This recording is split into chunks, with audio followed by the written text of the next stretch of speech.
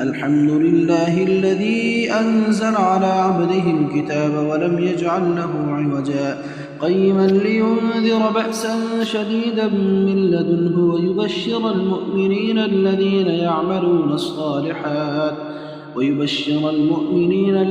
يعملون الصالحات أن لهم أجرا حسنا ماكثين فيه أبدا وينذر الذين قالوا اتخذ الله ولدا ما لهم به من علم ولا لآبائهم كبرت كلمة تخرج من أفواههم إن يقولون إلا كذبا فلعلك باخع نفسك على آثارهم إن لم يؤمنوا بهذا الحديث أسفا إنا جعلنا ما على الأرض زينة لها لنبلوهم أيهم أحسن عملا وإنا لجاعلون ما عليها صعيدا جرزا أم حسبت أن أصحاب الكهف والرقيم كانوا من آياتنا عجبا إذ أوى الفتية إلى الكهف فقالوا ربنا آتنا من لدنك رحمة وهيئ لنا من أمرنا رشدا فضربنا على آذانهم في الكهف سنين عددا ثم بعثناهم لنعلم أي الحزبين أحصى لما لبثوا أمدا نحن نقص عليك نبأهم بالحق إنهم فتية آمنوا بربهم وزدناهم هدى وربطنا على قلوبهم إذ قاموا فقالوا ربنا رب السماوات والأرض لن ندعو من دونه إلها لقد قلنا إذا شططا هؤلاء قوم اتخذوا من دونه آلهة لولا يأتون عليهم بسلطان بين فمن أظلم ممن افترى على الله كذبا وإذ اعتزلتموهم وما يعبدون إلا الله فأووا إلى الكهف ينشر لكم ربكم من رحمته ويهيئ لكم من أمركم مرفقا وترى الشمس إذا طلعت تزاور عن كهفهم ذات اليمين وإذا غربت تقرضهم ذات الشمال وهم في فجوة منه ذلك من آيات الله من يهد الله فهو المهتد ومن يضلل فلن تجد له وليا مرشدا وتحسبهم أيقاظا وهم رقود ونقلبهم ذات اليمين وذات الشمال وكلبهم باسط ذراعيه بالوصيد لو اطلعت عليهم لوليت منهم فرارا ولملئت منهم رعبا وكذلك بعثناهم ليتساءلوا بينهم قال قائل منهم كم لبثتم قالوا لبثنا يوما أو بعض يوم قالوا ربكم أعلم بما لبثتم فابعثوا أحدكم بورقكم هذه إلى المدينة فلينظر أيها أزكى طعاما فليأتكم برزق منه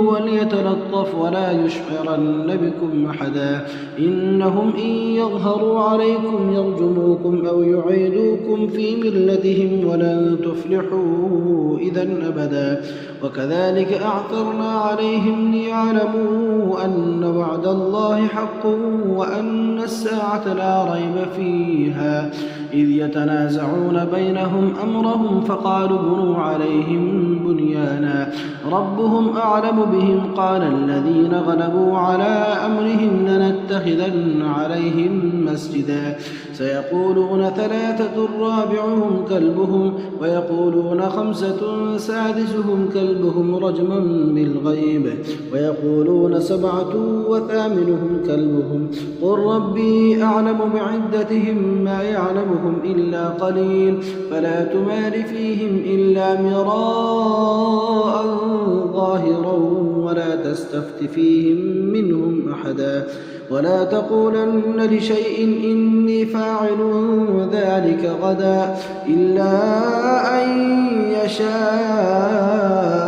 الله واذكر ربك إذا نسيت وقل عسى أن يهديني ربي لأقرب من هذا رشدا ولبثوا في كهفهم 300 سنين وازدادوا 9 قل الله أعلم بما لبثوا له غيب السماوات والأرض أبصر به وأسمع ما لهم من دونه من ولي ولا يشرك في حكمه أحدا واتل ما أوحي إليك من كتاب ربك لا مبدل لكلماته ولن تجد من دونه ملتحدا واصبر نفسك مع الذين يدعون ربهم بالغداة والعشي يريدون وجهه ولا تعد عيناك عنهم تريد زينة الحياة الدنيا ولا تطع من أغفلنا قلبه عن ذكرنا واتبع هواه وكان أمره فرطا فقل الحق من ربكم فمن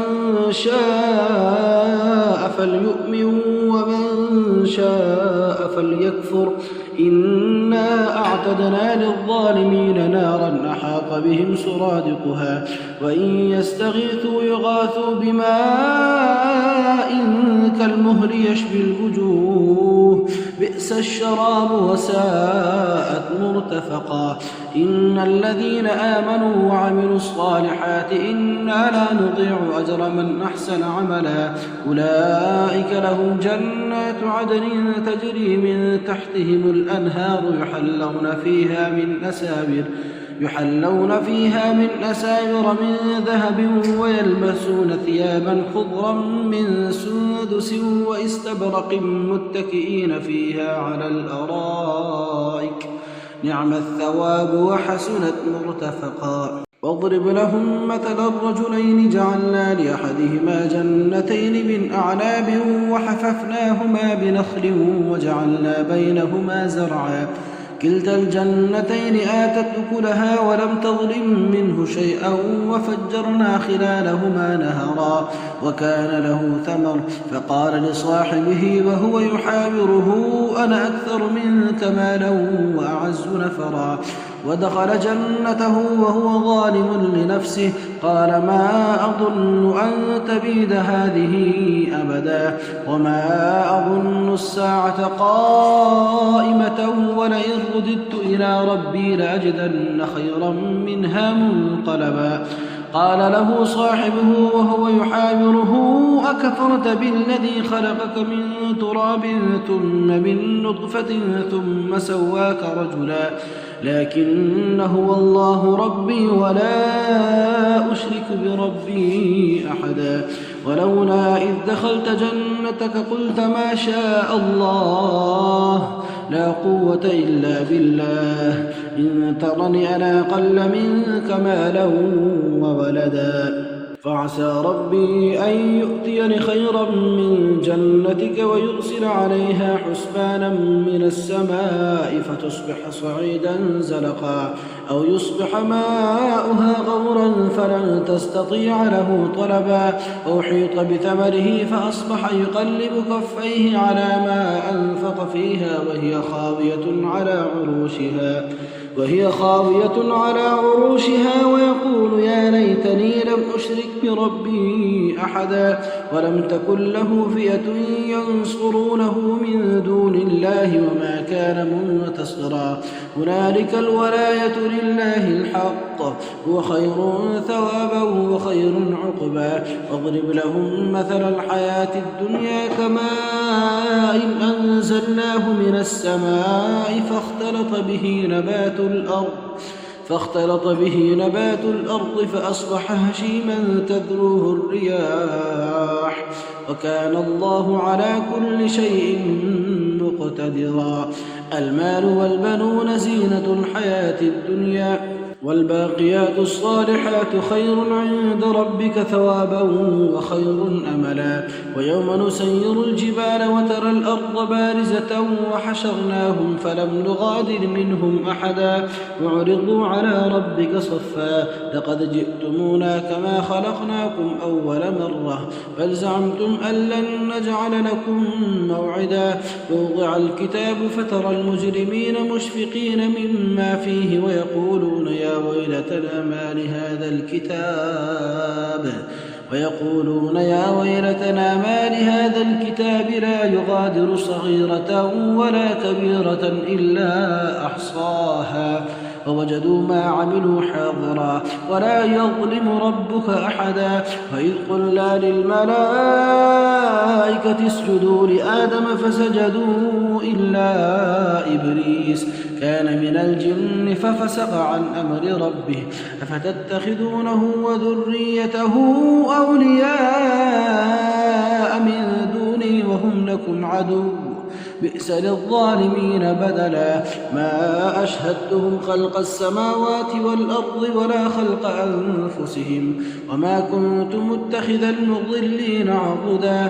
ويوم يقول نادوا شركائي الذين زعمتم فدعوهم فلم يستجيبوا لهم وجعلنا بينهم موبقا. المجرمون النار فظنوا أنهم مواقعوها ولم يجدوا عنها مصرفا. ولقد صرفنا في هذا القرآن للناس من كل مثل وكان الإنسان أكثر شيء جدلا. وما منع الناس أن يؤمنوا إذ جاءهم الهدى ويستغفروا ربهم إلا أن تأتيهم سنة الأولين أو يأتيهم العذاب قبلا. وما نرسل المرسلين إلا مبشرين ومنذرين ويجادل الذين كفروا بالباطل ليدحضوا به الحق واتخذوا آياتي وما أنذروا هزوا. ومن أظلم ممن ذكر بآيات ربه فأعرض عنها ونسي ما قدمت يداه إنا جعلنا على قلوبهم أكنة أن يفقهوه وفي آذانهم وقرا وإن تدعهم إلى الهدى فلن يهتدوا إذا أبدا. وربك الغفور ذو الرحمة لو يؤاخذهم بما كسبوا لعجل لهم العذاب بل لهم موعد لن يجدوا من دونه موئلا. وتلك القرى أهلكناهم لما ظلموا وجعلنا لمهلكهم موعدا. وإذ قال موسى لفتاه لا أبرح حتى أبلغ مجمع البحرين أو أمضي حقبا فلما بلغا مجمع بينهما نسيا حوتهما فاتخذ سبيله في البحر سربا. فلما جاوزا قال لفتاه آتنا غداءنا لقد لقينا من سفرنا هذا نصبا. قال أرأيت إذ أوينا إلى الصخرة فإني نسيت الحوت وما أنسانيه إلا الشيطان أن أذكره واتخذ سبيله في البحر عجبا. قال ذلك ما كنا نبغي فارتدا على آثارهما قصصا. فوجدا عبدا من عبادنا آتيناه رحمة من عندنا وعلمناه من لدنا علما. قال له موسى هل أتبعك على أن تعلمني مما علمت رشدا. قال إنك لن تستطيع معي صبرا وكيف تصبر على ما لم تحط به خبرا. قال ستجدني إن شاء الله صابرا ولا أعصي لك أمرا. قال فإن اتبعتني فلا تسألني عن شيء حتى أحدث لك منه ذكرا. فانطلقا حتى إذا ركبا في السفينة خرقها. قال أخرقتها لتغرق أهلها لقد جئت شيئا إمرا. قال ألم أقل إنك لن تستطيع معي صبرا. قال لا تؤاخذني بما نسيت ولا ترهقني من أمري عسرا. فانطلقا حتى إذا لقيا غلاما فقتله. قال قتلت نفسا زكية بغير نفس لقد جئت شيئا نكرا. قال ألم أقل لك إنك لن تستطيع معي صبرا. قال إن سألتك عن شيء بعدها فلا تصاحبني قد بلغت من لدني عذرا. فانطلقا حتى إذا أتيا أهل قرية استطعما أهلها فأبوا أن يضيفوهما فوجدا فيها جدارا يريد أن ينقض فأقامه. قال لو شئت لاتخذت عليه أجرا. قال هذا فراق بيني وبينك سأنبئك بتأويل ما لم تستطع عليه صبرا. أما السفينة فكانت لمساكين يعملون في البحر فأردت أن أعيبها وكان وراءهم ملك يأخذ كل سفينة غصبا. وأما الغلام فكان أبواه مؤمنين فخشينا أن يرهقهما طغيانا وكفرا فأردنا أن يبدلهما ربهما خيرا منه زكاة وأقرب رحما. وأما الجدار فكان لغلامين يتيمين في المدينة وكان تحته كنز لهما وكان أبوهما صالحا فأراد ربك أن يبلغا أشدهما ويستخرجا كنزهما رحمة من ربك وما فعلته عن أمري ذلك تأويل ما لم تسطع عليه صبرا. ويسألونك عن ذي القرنين قل سأتلو عليكم منه ذكرا. إنا مكنا له في الأرض وآتيناه من كل شيء سببا فأتبع سببا حتى إذا بلغ مغرب الشمس وجدها تغرب في عين حمية ووجد عندها قوما قلنا يا ذا القرنين إما أن تعذب وإما أن تتخذ فيهم حسنا. قال أما من ظلم فسوف نعذبه ثم يرد إلى ربه فيعذبه عذابا نكرا.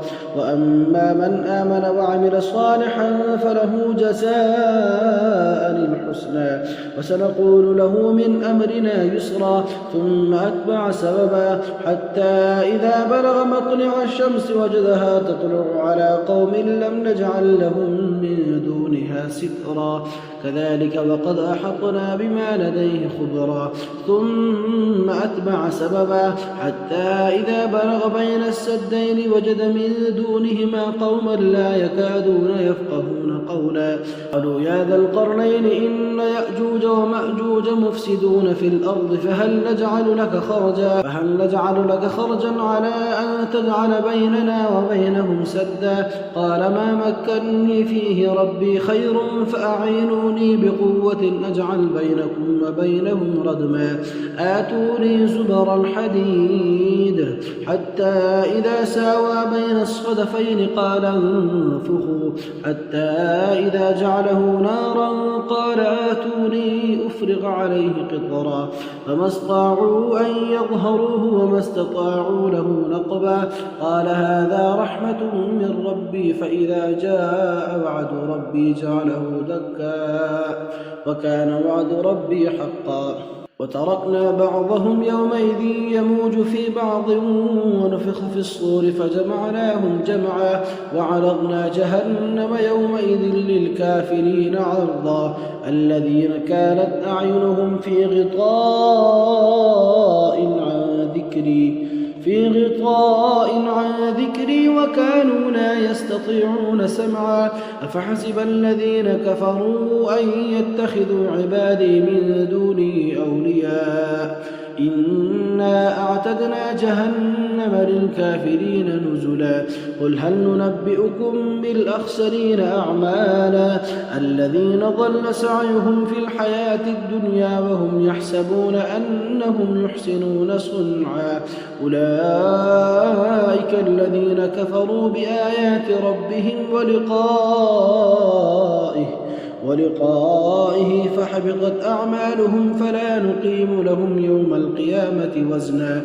ذلك جزاؤهم جهنم بما كفروا واتخذوا آياتي ورسلي هزوا. إن الذين آمنوا وعملوا الصالحات كانت لهم جنات الفردوس نزلا خالدين فيها لا يبغون عنها حولا. قل لو كان البحر مدادا لكلمات ربي لنفد البحر قبل أن تنفد كلمات ربي ولو جئنا بمثله مددا. قل إنما أنا بشر مثلكم يوحى إلي أنما إلهكم إله واحد فمن كان يرجو لقاء ربه فليعمل عملا صالحا ولا يشرك بعبادة ربه أحدا.